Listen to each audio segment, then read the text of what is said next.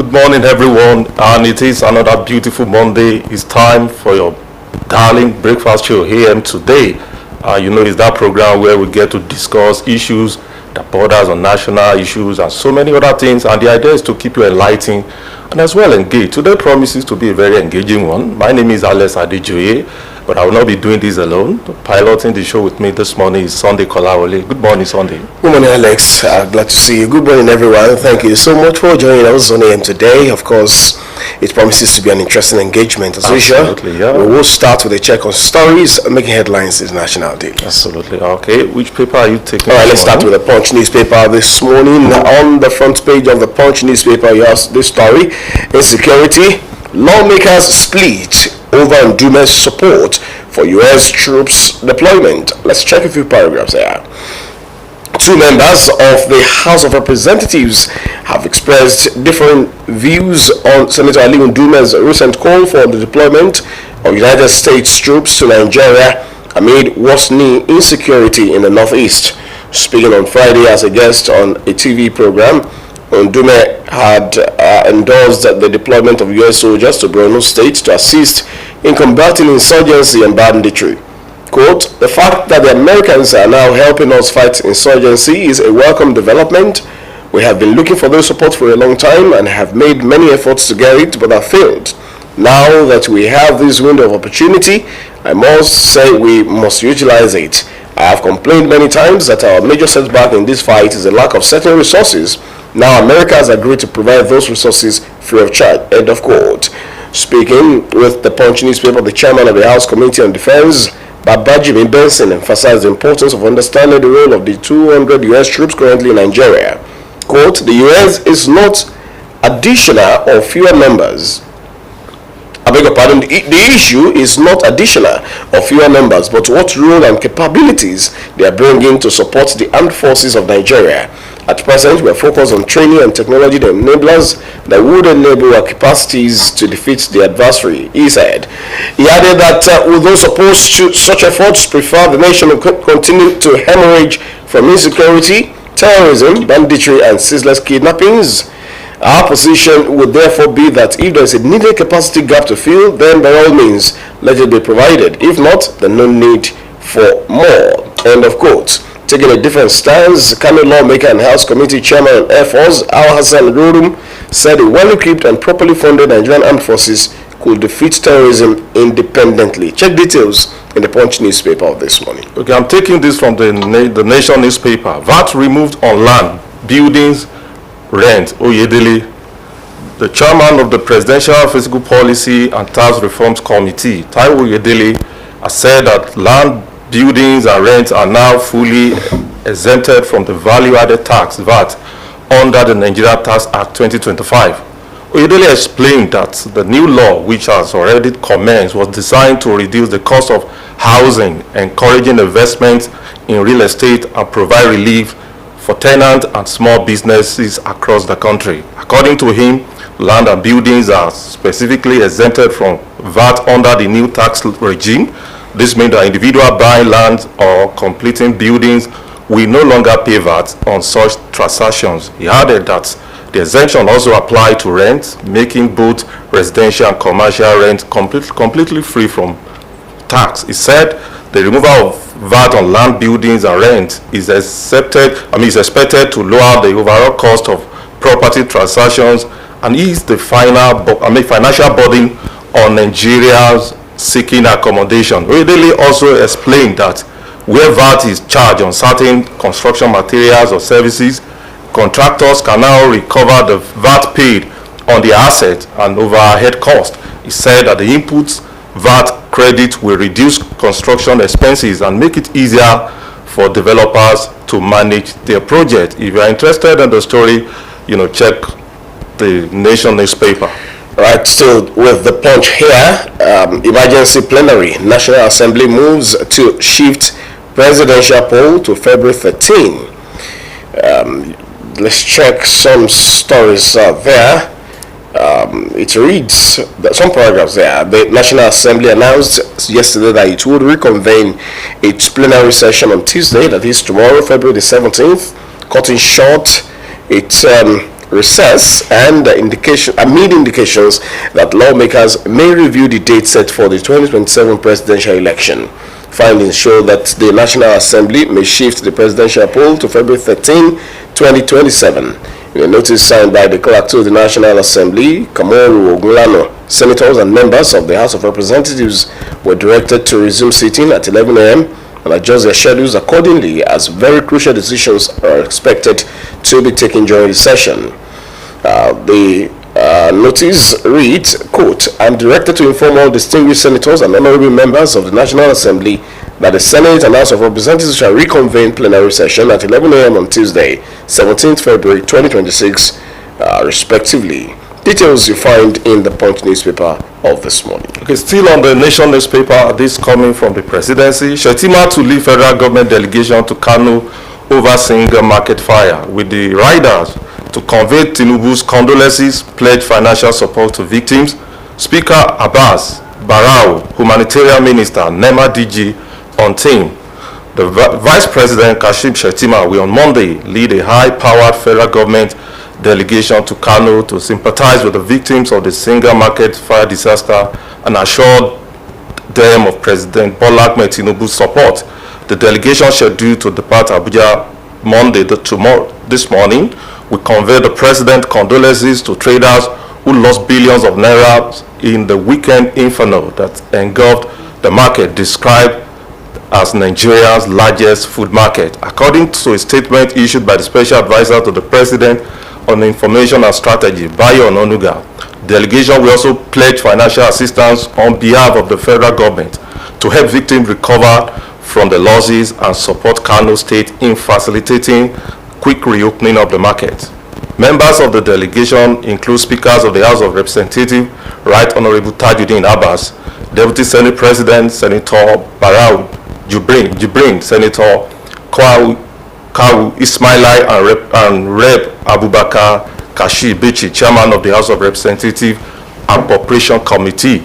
Also on the delegation are also the Minister of Humanitarian Affairs, Dr. Bernard M. Doro, and Director General of the National Emergency Management Agency, NEMA, Mrs.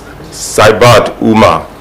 President Tinubu earlier spoke by telephone with Governor Abba Kabir Yusuf to obtain situation reports and to commiserate with the traders and the people of Kano State. For details, check the Nation newspaper. The Punch newspaper still has my time here, and the story here reads, Kwakwaso returns from India trip amid U.S. sanctions threat. The national leader of the New Nigeria People's Party, Dr. Rabiu Kwakwaso, returned to Nigeria on Sunday through Nnamdi Azikiwe International Airport, Abuja, following what the party described as strategic international engagements in India. Kwakwaso was received by the NNPP National Chairman, Dr. Ajuji Ahmed, Kano State Deputy Governor Aminu Gwazo, the senator representing Kano Central, Rufai Hanga, and other members of the Kwankwasiya movement. In a viral video circulating on social media, the former presidential candidate was seen passing through security checks at the airport, dressed in a white babariga paired with a signature Kwankwasiya cap. When contacted to verify the clip, the National Publicity Secretary of the NNPP, Ladipo Johnson, confirmed Kwankwaso's arrival. Yes, it's true. Senator Kwankwaso arrived in Abuja this afternoon, he said. He said he went to meet, he was received by party officials and NPP chieftains before heading home. Johnson also clarified the purpose of Kwankwaso's trip abroad. Kwankwaso's return comes just days after a proposed bill before the United States Congress named him among individuals recommended for targeted sanctions over alleged religious freedom violations in Nigeria. Details in the Punch newspaper. Okay, still very much with the Nation newspaper, but this time around it's going to be a political story. Osun PDP, federal, state lawmakers, OK Tinubu, Adeleke for re-election. Federal and state assembly lawmakers on the platform of People's Democratic Party, PDP, in Osun State have endorsed President Bola Ahmed Tinubu for second term in 2027. They also backed the 2026 re-election bid of Governor Ademola Adeleke, contested on the platform of Accord Party.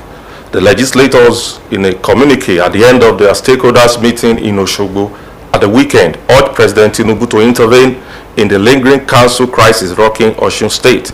Reading the communique on behalf of the legislators, Deputy Minority Leader, National Assembly Senator Liri Oyewumi hailed Governor Adeleke for the development strides recorded under his administration and commitment to workers' welfare. He said, having reviewed the performances of the governor in infrastructural development, workers' welfare, healthcare, education, and democratic stability, we unanimously endorse and give our total support to Governor Adeleke for second term in the interest of continuity, stability, and sustained progress for Osun State. If you are interested in that story, of course, you get it in the Nation newspaper. Of course, the version of the Punch newspaper on the Kano devastating fire reads, Shettima leads FG delegation to Kano after Kano devastating market fire.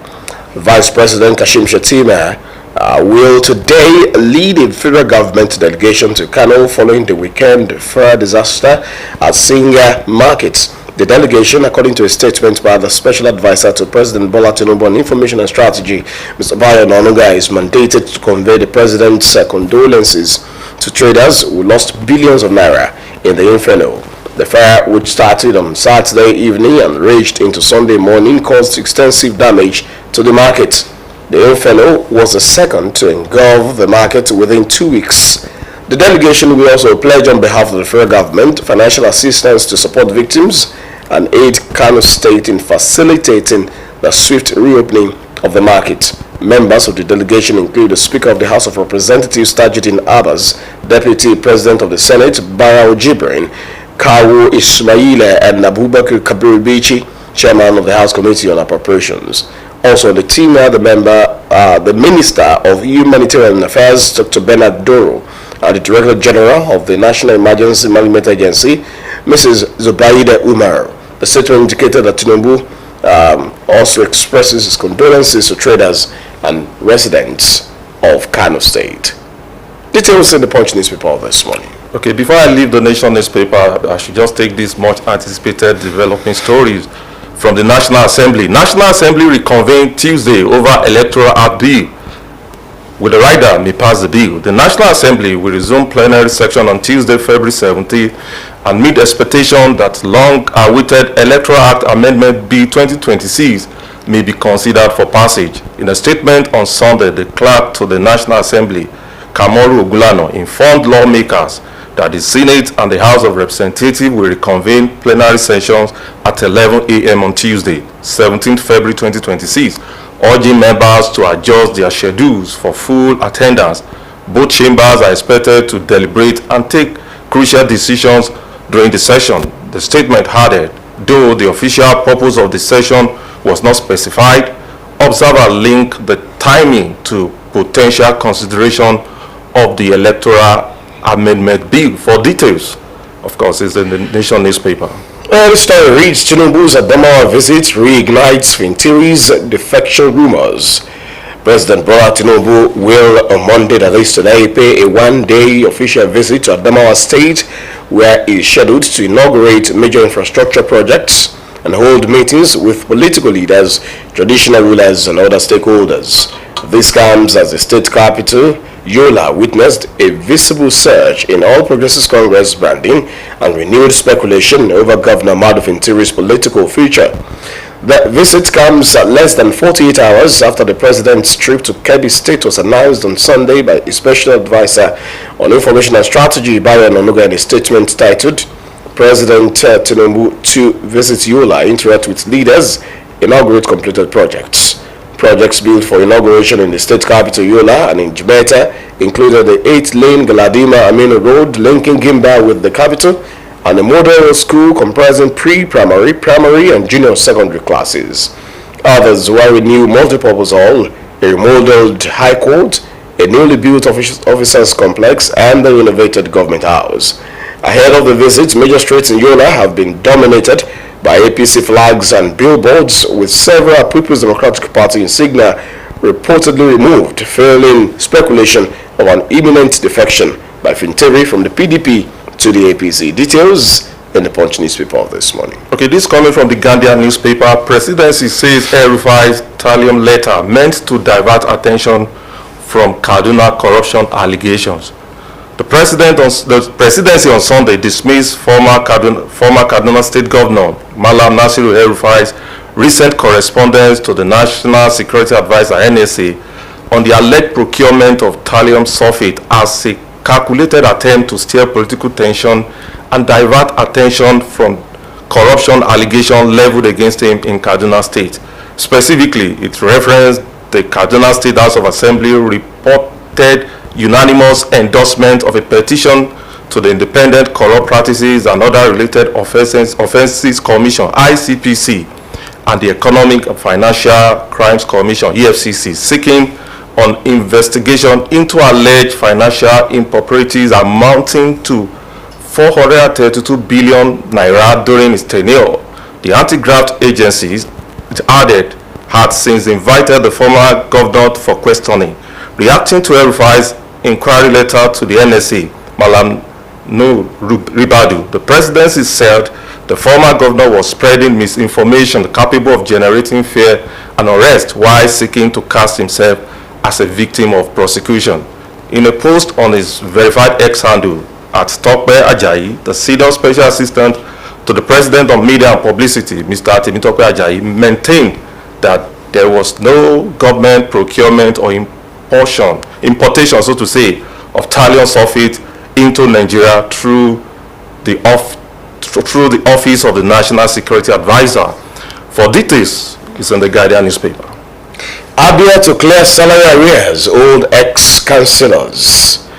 The Abia State government has announced plans to settle outstanding salary arrears owed to former local government councillors who served between 1999 and 2022. Governor Alex Oti made this known on Sunday during a meeting with members of the Association of Former Elected Councillors in Umuahia. The governor stated that payments of the arrears accumulated under previous administrations would commence before the end of the month and will be settled in batches. He explained that when the proposal on the arrears owed by former councillors was first brought to him, he was not aware of the issues involved, including ongoing court cases. Otis said that he insisted that his administration will address and resolve all inherited challenges because he believes that leadership should be about stewardship and problem solving. He noted that leaders were elected to tackle existing difficulties and it behoves them to live up to their expectations and responsibilities. Otis said all government workers, whether core or non-core civil servants, including pensioners, deserve equal treatment and payment. Details in the Nigerian Tribune of this morning. Still with the Guardian newspaper, anxiety as Nigeria, of course, anxiety, emotion should be, heightened at this moment in time for those who are lovers of football. Anxiety is as Nigerians await FIFA's verdict on petition against DRC today. There is anxiety in the air as millions of football-loving Nigerians await the World Football Governing Body FIFA's verdict today on the petition filed by the Nigerian Football Federation (NFF) against the Democratic Republic of Congo (DRC) over alleged player ineligibility during the 2026 World Cup African Playoff Final. Nigeria lost 3-4 on penalties to DRC in Morocco last November, ending its hopes of direct qualification for the 2026 FIFA World Cup to be co-hosted by the United States of America, Canada, and Mexico. However, the NFF filed a formal complaint on December 15, 2025, claiming that 6 Congolese players who had recently switched international allegiance were not eligible to feature in the decisive match. FIFA has been reviewing the petition and is reportedly set to announce the ruling today. And the decision could have major implications for Nigeria World Cup's campaign if NFF case is upheld and Super Eagles will be reinstalled into the 16 intercontinental playoff scheduled for next month, with a place at the World Cup final at stake. For details, it's in the Guardian newspaper. All right, we've come to the end of newspaper review. I believe you'll be well informed. It's high tonight. We'll take a break now. When we come back, it will be time to head straight to our interview segment, where we'll be having a very interesting discussion that we actually, enlighten you this morning. All of these are more are lined up for the show this morning. Stay with us. We'll be right back after this time out.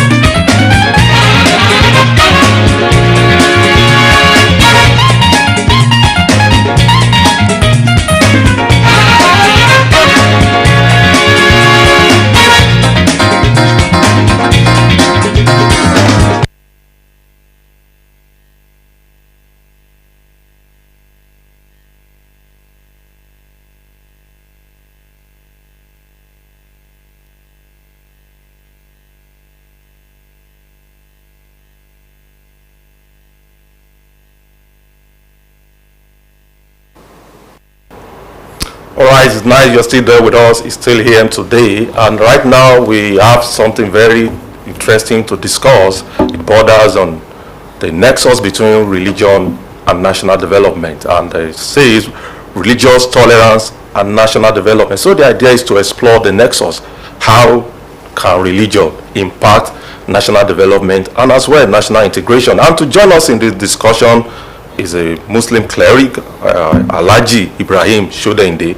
Good morning, Alhaji. It's a pleasure to have you on the show. Good morning, and it's my pleasure too. All right. Now, talking about religion now, how can it impact national development? Thank you very much. This is a very good conversation this morning.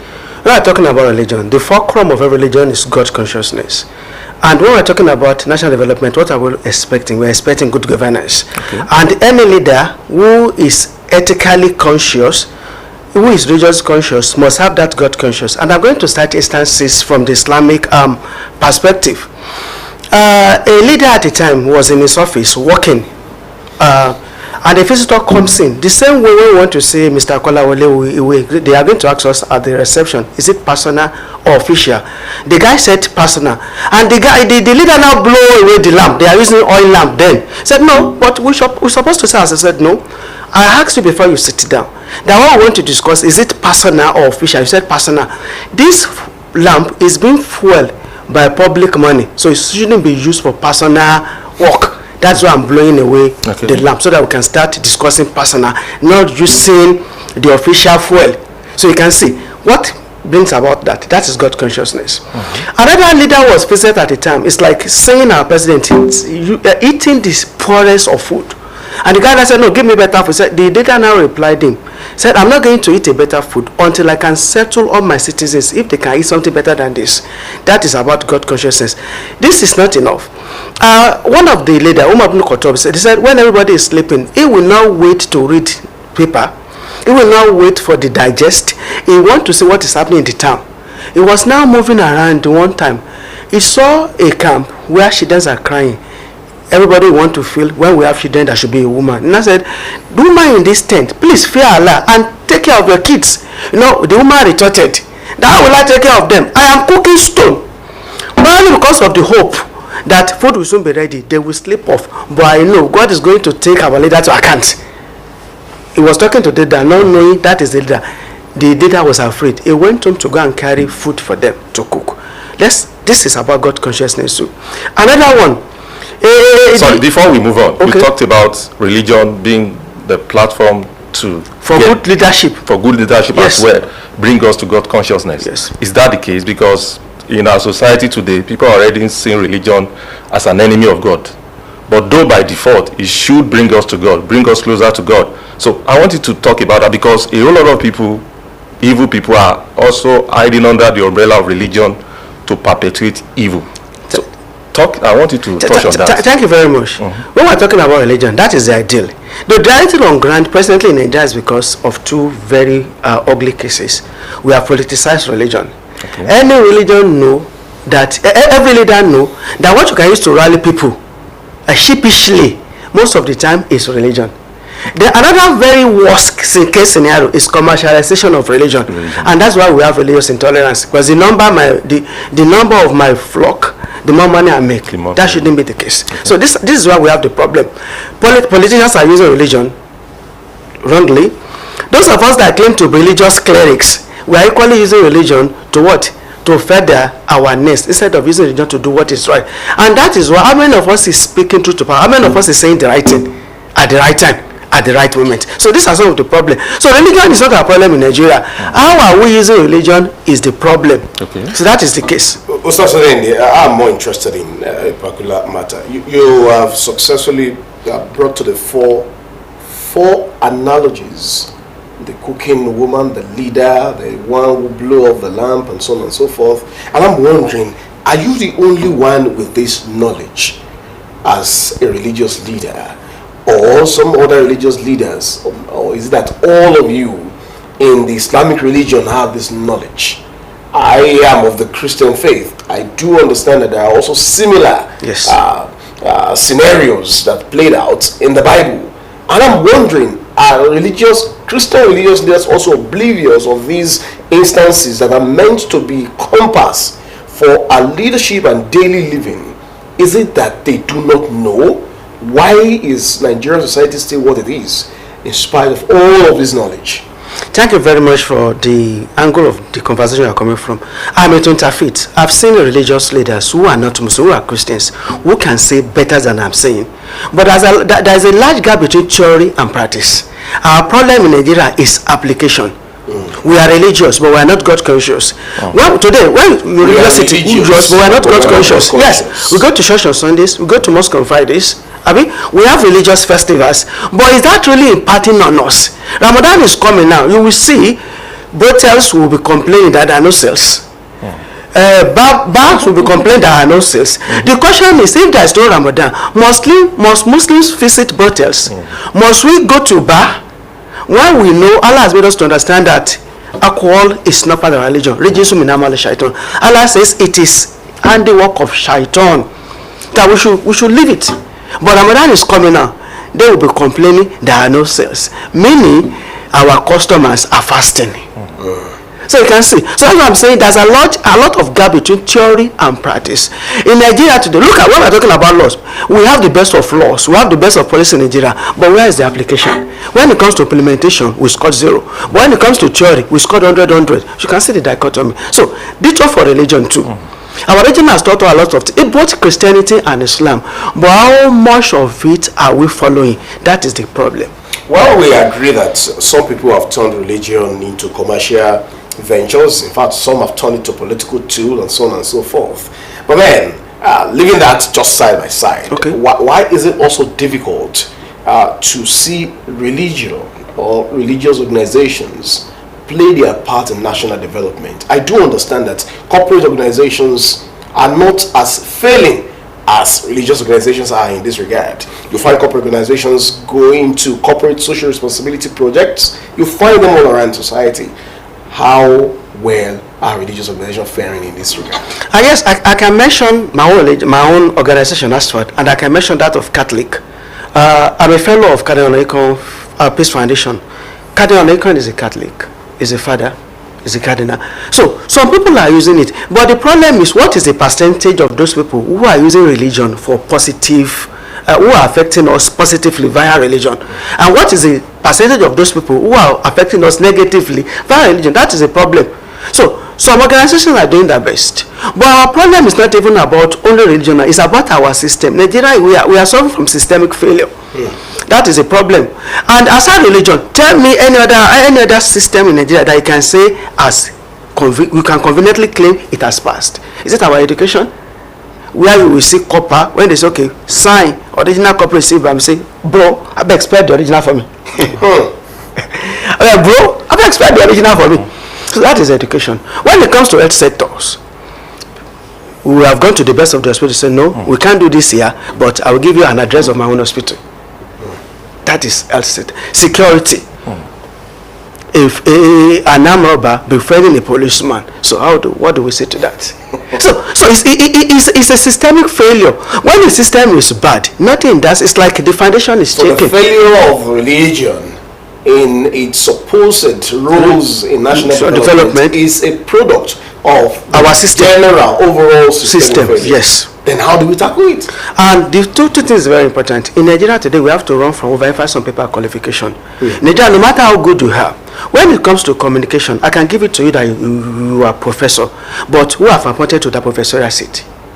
Yes, that's the problem we have in Nigeria. The celebration of it got in what? In the mosque, in the churches, who are the people we give chieftaincy title to? Are they not people who can bankroll us? Are we interested in their source of money? When it comes to election too, our election has been deeply monetized. Dibo Kojakini, Kosela. So that's what I'm saying. It's a systemic problem. If and every politician knows that my integrity, my design is going to count for me, people are not going to take money from me, probably they will do well. And that is why in the first term, every leader should perform very well. But the second time, they know, thank God I'm not even coming for third time. So you like, that is your headache. I'm going to pack my own. So it's a problem of system. Ask our youths now. Most of them want to go into leadership position. Is it to come and serve? But no, to come and rub their own pockets. I mean, for how many family will say, like, you are now a councillor, please, we don't want our name spoiled. But the case is going to be, what are you going to bring in? So that's why I say it's a problem of system. Even in education too. Look at the educational practices. People know, we all know Ali Komawe now, Ali Ralapi. We know what eventually happens. Of course. So that is the problem. So it's a systemic failure overall, even parenting too. Because when we're talking about leaders, thank God I'm not a leader, but you're a father, you're a leader, you are a mother, you are a brother, you are a sister. So all of us are leaders. How many of us are doing what we should do? When it comes to even personal businesses, how many of us are not biting people where we know they cannot see us? That's why today we have two types of lives. Private life, public. Some of us in public, we are saints. But in our private life, we are worse than the devil itself. So these are some of the problems. Until we are able to get it right from the foundation, my own home, what kind of children am I raising? In your own home, what kind of children are you raising? What kind of the products your family is passing to the what? To the community. So these are some of the problems. In the olden days, if your teacher beats you, your parents will beat you at home, that you would have done something that is wrong. Today, what is the what? Parents will go and beat the teacher back. So that is why we're here. So thank you for that. I want us to come in from the angle of security now. Okay. You know, there are observation like imbalance in the Muslim faith. You know, the southern Muslims have quite, I've met a whole lot of them, very loving people, interesting people. Even by the time they show you kind gesture, you'll be tempted to even consider joining Islam. That's fantastic. But when it comes to the north, the southern Muslims are a bit conservative, very loving people. But it comes to the north, they are the one even championing insecurity. are we saying it's another version of Islam? I would like you to... Thank you very much. Let me start by saying that is more of stereotyping and single stories. Okay. I frequent NOS because I'm into a project, we call it Building Resilience Against Violence Extremism, through alternative narration, we call it BRAVETOWN. That is the acronym. And this program is being sponsored by the Institute of Nigeria in Minna, Niger State. And they are doing wonderfully well. You see, most of the time it's more of single story. Let us start from what is the core of the religion. Does our religion preach extremism? There is a canonical verse in the Quran, Quran 2, ayah 2, as I said, La ikra fid-din. Qad tabayyana rushdu minal ghayy. Faman yakfur bit-taghut wa yu'min billahi faqad istamsaka bil-urwatil wuthqa. Let me paraphrase it. There is no compulsion in religion. Yes. And that's why even our prophet, when he first got to Medina, he met Jews, he met Christians, he met animists, and they form a charter of Medina. All of them are living peacefully. But the problem is still corruption. In the religion, we are corrupt because I want to make more money. So I don't want to give a damn where you get your money from. So far, you are bringing my own part. To the security people too. On a lighter mood, somebody jokingly said, somebody prayed that may Allah save us from this sort of security. They said, somebody said, no, don't talk about that. That's how we make our own money. Yes, so you can see everything that some of us are suffering from, some are making money from it. And it's because we don't have a system.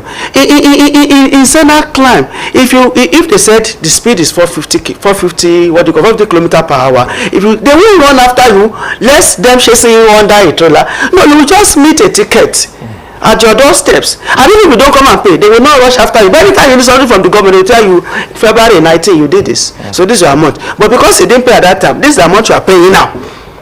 But yeah, why you can even sit at home and they bring you your driving license? So our problem is still more of system. So if the system, religion is a system, it has failed because our overall system itself has what? Has failed. How many of us are worshiping God because we are God conscious? No, because we want people to see us as being a religious person. So I can die in a mosque and I'm not God conscious. So that is a problem. Yeah, certainly. The way and manner religious calendar is observed is different from the nominal calendar. Yes. Hijra calendar is different from the AD 520 AD and all of that. But then my conversation is going into those medieval ages. You find that prophets were even seen as superior to kings. They used kings those times and not presidents and governors. And governors, kings, presidents, emperors then, they were subservient, so to say, to prophets because they see the prophets as the eyes, the nose, the ears of the Almighty who speak truth to power.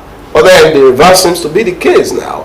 You find religious leaders at the doorstep of political leaders trying to get the crumbs that fall from the rich man's table. You mentioned the issue of speaking truth to power the other time.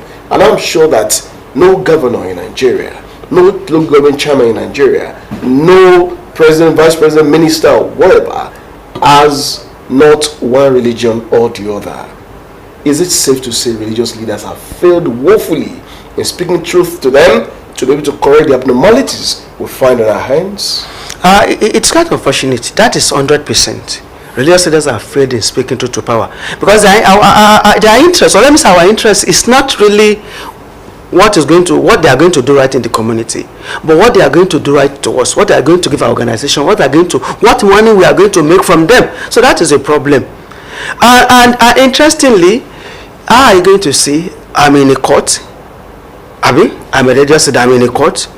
Political leaders are in the same court. Who is going to preach to who? They womanize, I womanize. Who is going to preach to who? I embezzled, they embezzled. Who is going to preach to who? So it's like we are not faring better than they are. So they know themselves that we are in the same court. So what are you going to tell me? If indeed you believe in God, what are you doing here for protection? So you see, and people that even frequent mosque or churches, they are frequent it because of our numerical strength, because they need numbers, not because they really believe in that God you are serving, because they know you are in the same place now. You see protection from the same place. Yes. But they know you have numbers. Even if they come to your place of worship, it's not because of God. It's because of the numbers of the people you are supposedly controlling. So that is the problem.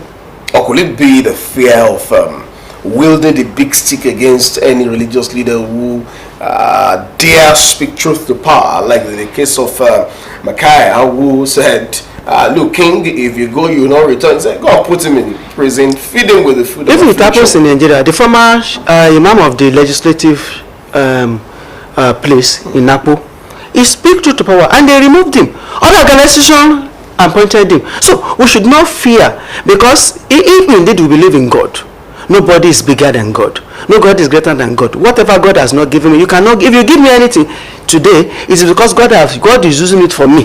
If you don't want to work for God, God will use some other people. That's why the Bible says, remove your rug and remove your mat, and God will give you life. So that is it. But the truth is, those of us that claim to be religious leader, are we really God conscious? Do we really believe in that God? Are we not making money in the name of God alone? So that is the problem. God is not using us, we are the one using God. That is the problem. Those of us that claim God has called, how many of us God has indeed called?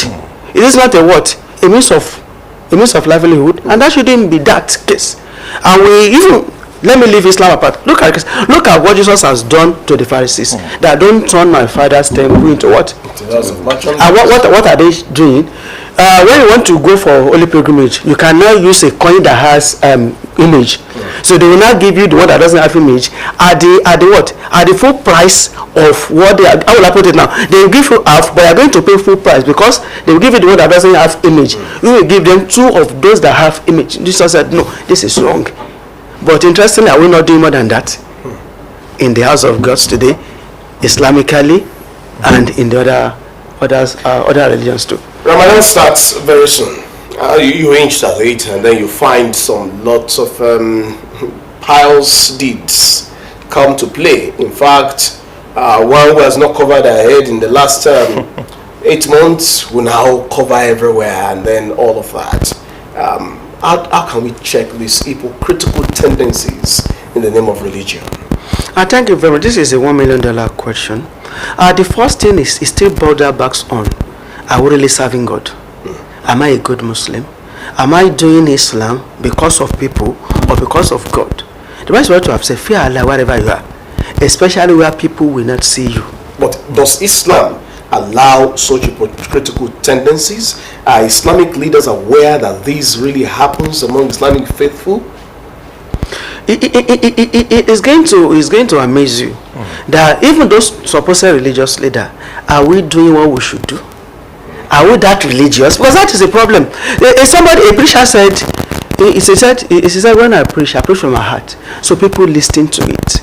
One of the students come and said, I have a problem. Anytime I preach, people just laugh. They don't say because you are preaching from your lips, not from your heart. You are telling them what to do that you yourself are not doing. But when you preach, we listen. Say, because I preach from the heart. I'm not saying do as I do. I'm doing I will do as I say, but I'm telling you, do as I do. So that is a problem. So that the problem is, if the head is bad, what is going to happen to the other part of the body? So that's our problem. Islamically, we should not. Like I've just said, the brother will start complaining, the Bible will start complaining. Interestingly, even there's no Ramadan, this is a no-go area for us now. By default. But interestingly, is that the case in reality? No. Let us ask ourselves one arithmetic question. 1/12, is that a score mark? It's not. But Ramadan is easier, because as Muslims we believe that God would have shown Satan and his odds. So it's going to make it easier for people. That's what the Prophet said. You will not be able to enter paradise unless you can use your desire to follow what I have brought to you. Because all of us know what is bad, but we still do it. How many of us know what is good that we can do? Even like this, speaking truth to power, we know our leaders who are not doing the right thing. But how many of us have the right to say, the mosque I am using, it is the man that builds it. Is giving me monthly salary. He's the one sponsoring 2 of my kids. I would not tell him that, Mr. Man, you are not. All these things are complaining. That's why I'm making the money. And so that is the problem. But should that be the case? We want to go to heaven, but we don't want to die. We want to make paradise, but we are not doing the work of paradise. So that is a problem. Until we can change ours, and the change starts from me. Not extrapolating now. Now, not playing blame game now. Let me start changing.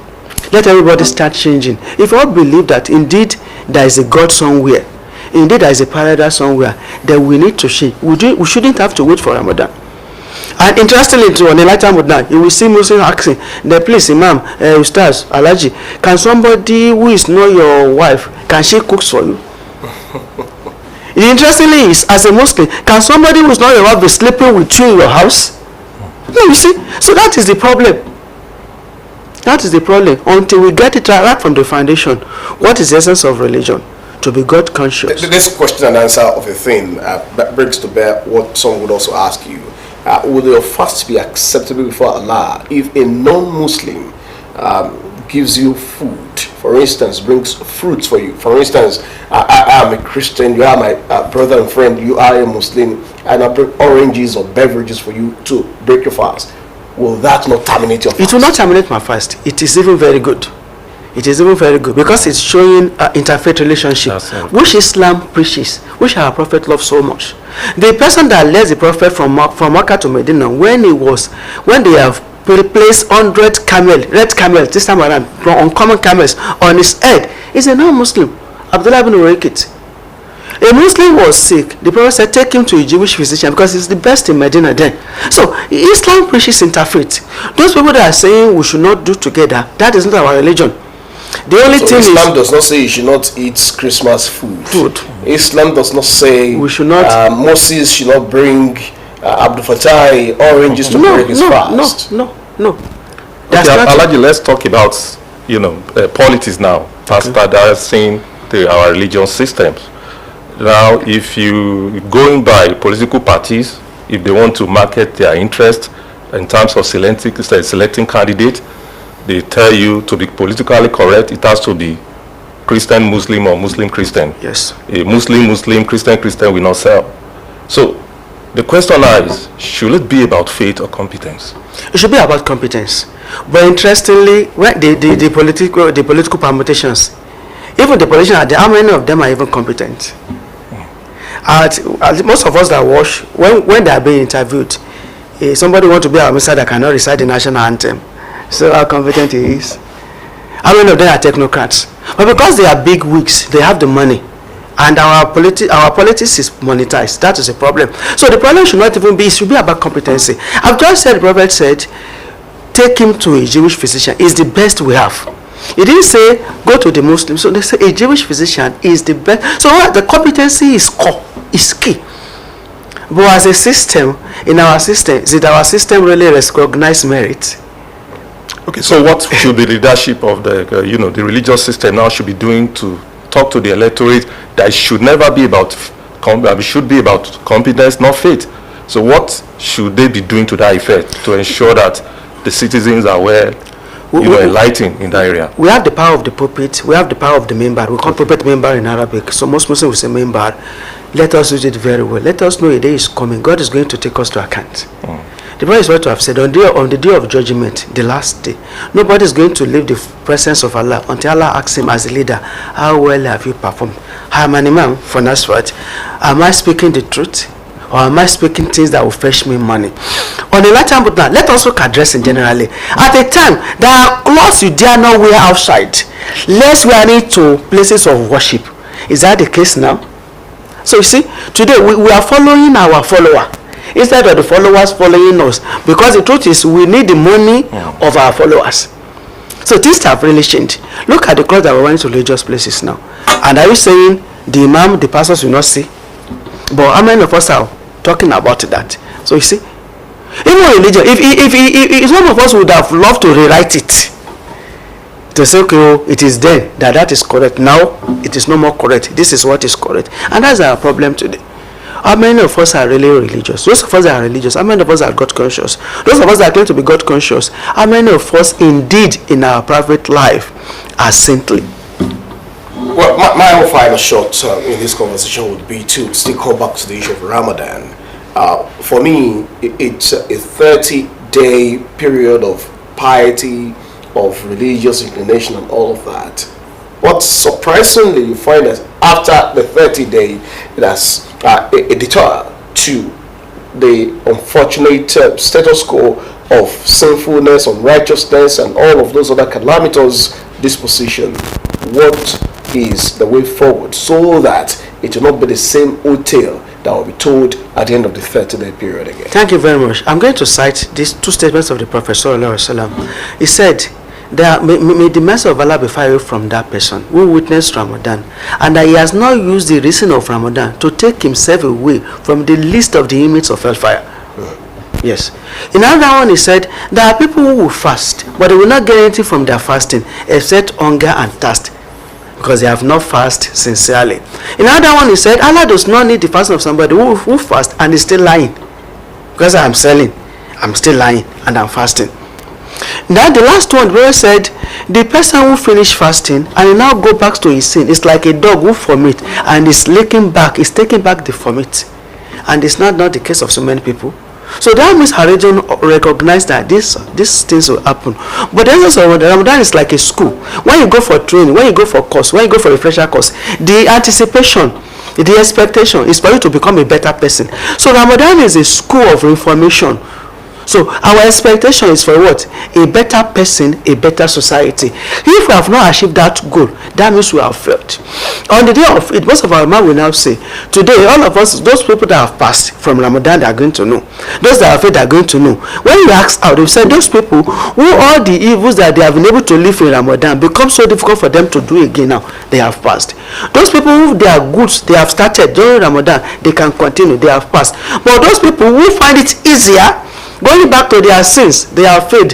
Those people who find it easier not being able to do the good they are doing in Ramadan, they have failed. So the failure, the people who have failed will know, and those who have passed will know. But what is the percentage of those who are going to pass? What's the percentage of those who are going to fail? And that is a problem.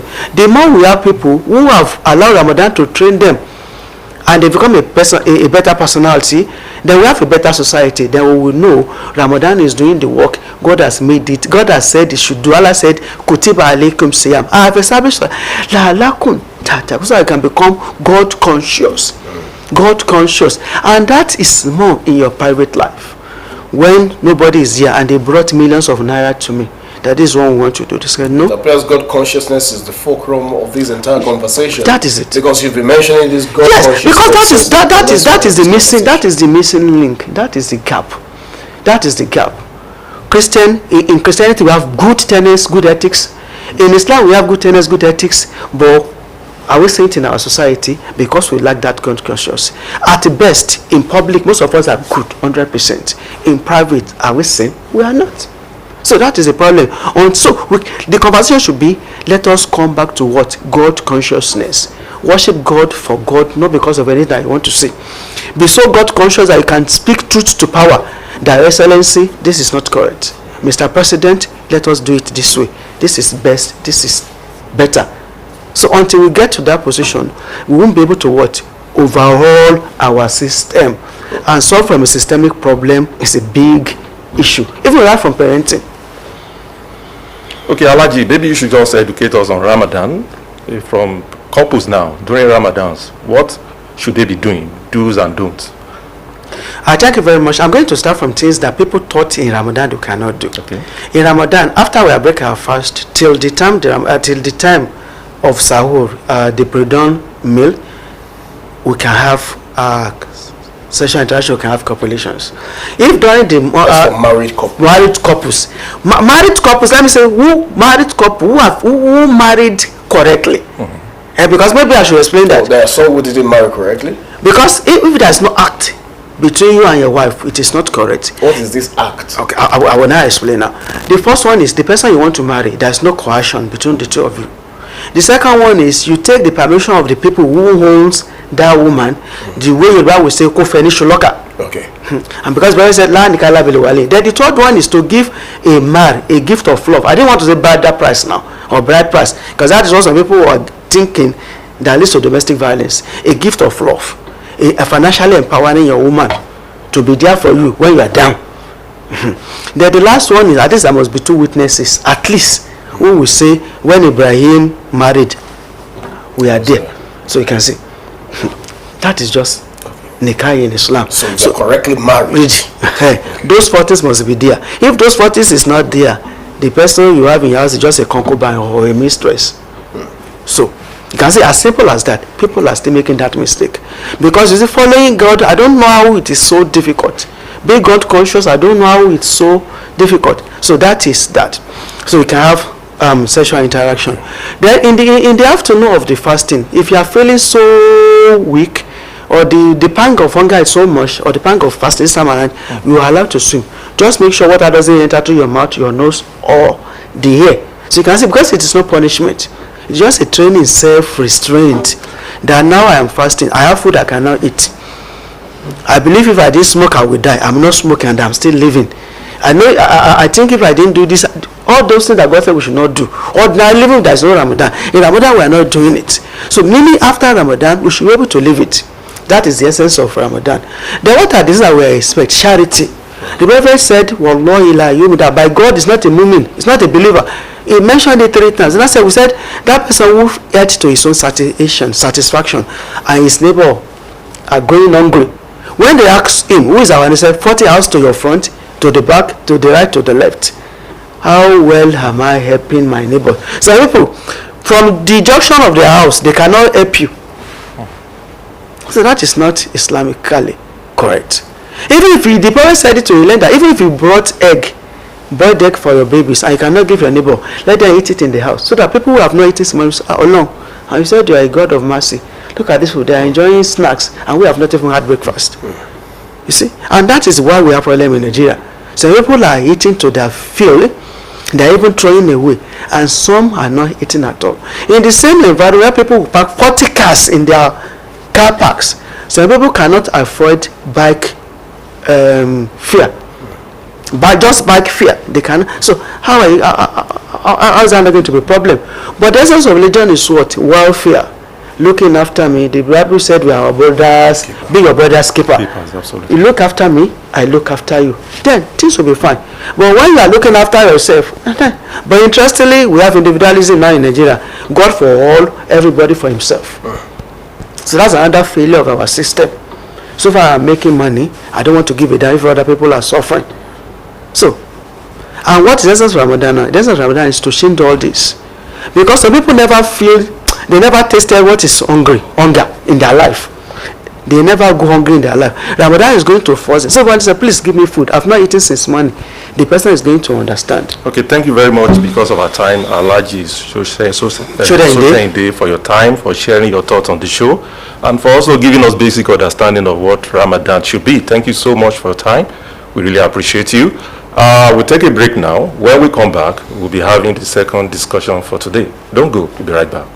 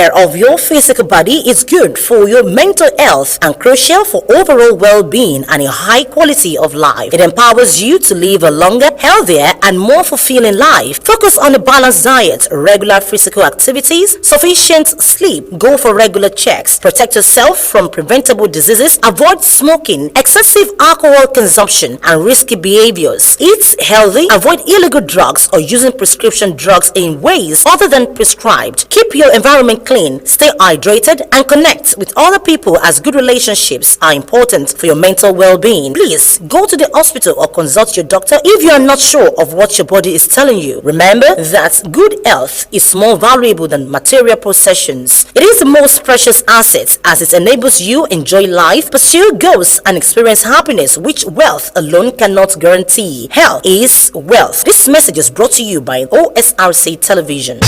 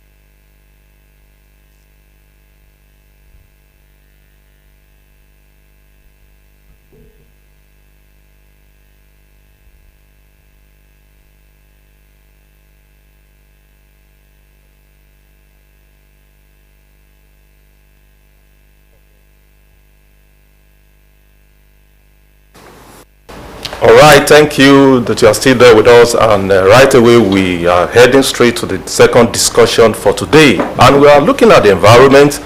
We're considering the topic, tackling erosion and flooding in Ondo State. So we're going to be looking at what government is doing, and as well the role of the community, you people. And to join us in this discussion is the technical assistant to the governor on flooding and erosion related matters. That is, speaking of engineer Elisha Ebijimi.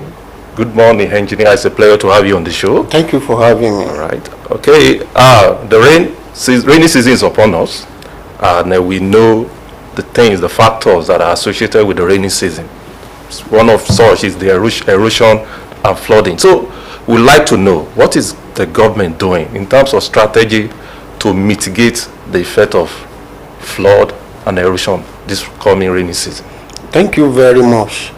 I remain Honorable Engineer Elisha, Technical Assistant to Mr. Governor on Erosion Control, flood-related matters in Ondo State. You know our preparation this year. We are not preparing this year. We have been preparing since last year. And our performance in this state, it brought a lot of award to this state. And early this year, we have deployed the amphibious machine to the site immediately effect, because we saw last 2 weeks that we have a heavy rain fall in Akure, and it affects so many areas that we never touch in Ondo State. And we have tried our best on that.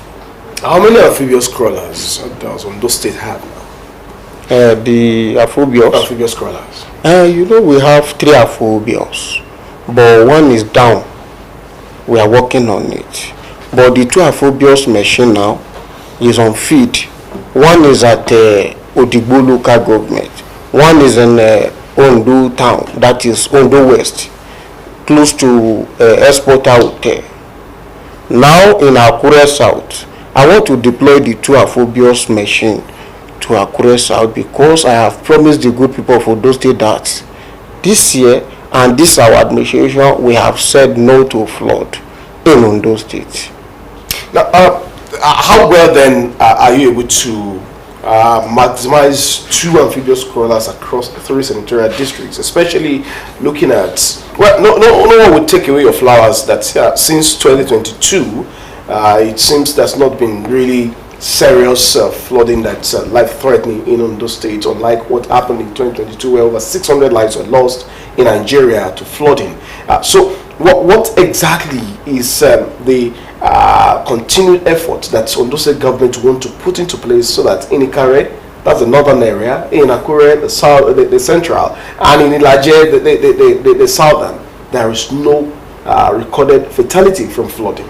That is why my office located. When you have a professional on feed, you be at home and relax. Now we have 2 amphibious machine, and I can tell you that the 2 amphibious machine can solve the problem of this state, because you have a capacity somebody on that feed. You understand? Now we have Ikare, Akuku, they are facing flood. We have Ushu, we have War, Ushu is under our right. We have Akure. Akure is a critical area in Ondo State that we need to capture. And now we are capturing Akure, and we have another plan entirely for Ondo State. We are proposing a concrete channelization. New one, we have U diversion, we have V, and we have 1 meter walkway with it, which we have brought the idea to the table of Mr. Governor, and he have already accepted that. What type of relationship exists between your office and NewMap, a World Bank assisted project in dealing with flood and erosion matters? How well are you working hand in glove to ensure a success of the mandate? The NewMap, they are the one facilitated the amphibious machine during our late leader, Honorable Rotimi Akeredolu, sorry, may he so rest in peace. And my office now, see, if you enter my office this morning, this is NewMap office. We are in the same building, and we collaborate together. We want to move this state forward, and all of us, all the ministry is under Honorable Dr. Loki Orimisun Ayedatiwa platform, and we are working together. What have we done exactly together in ensuring flood-free Ondo State? What are the tangible things you've done together so far? Now, what we are doing together now, we collaborate together, and we strategize together that, okay, the meter we are giving our channel, before we are using 10 meter. Now we collaborate together, we strategize together that let us widen the channel, because our community is bigger every day, and we are widening the channel. And our proposal to Mr. Governor, we are doing it together. We are working together. Okay, now from part of your strategy now this year to combat erosion and flood, state government has done the map, the comprehensive flood mapping exercise. Am I right? Yes. Okay, so to what extent is Ondo State is exposed from your report? We have, Ondo State have already exposed in my report, in a land mapping. You understand? Now, what we are doing now, we have noticed the area that affected. When we worked last year, we have the mapping, but we have some challenges in Ondo State now, which we cannot discuss it on air. And we can even say that because our people have already encroached all our channel area, all the waterway. You understand? So you cannot discuss the challenges. No, until we call something, anything in government, you don't come to air and be saying that this is what this is our plan, this is what we want to do. You understand? But what we are doing now in this state, not only this state, all the whole world are saying it. Are you saying there are challenges that are making your efforts not come to fruition? Yes, some challenges. What are these challenges? The challenges is that we have Ojaja in Akure, which is a big business this thing now in Akure. But if you look at the back of Ojaja through Edo Lodge, we have some challenges there last year that our phobios machine cannot pass through back of the Ojaja, and people are living around that area. And last year we make an attempt to have a free flowing water in that area, but no way to see Ojaja, and the people we wrote a letter to, no. So some things are when you are talking about. How do you then intend to overcome this challenge? Our able governor will intervene on that, because I believe that this week the letter we wrote to Ojaja will come outside, because the people living in Edo Lodge is more than that whatever structure we have in that area. Speaking of coastal communities, we cannot take the fact that they are mostly the biggest victims when it comes to flooding. As a matter of fact, my peculiarity will be on Ayetoro community. So are we saying there is no hope for that community? Ayetoro in Ilaje? In Ilaje. We have or probably state government is doing something to. Yes. Yesterday I went for a meeting concerning Ayetoro. Okay. For Mr. Governor to locate me in Ondo State is a big privilege to this state.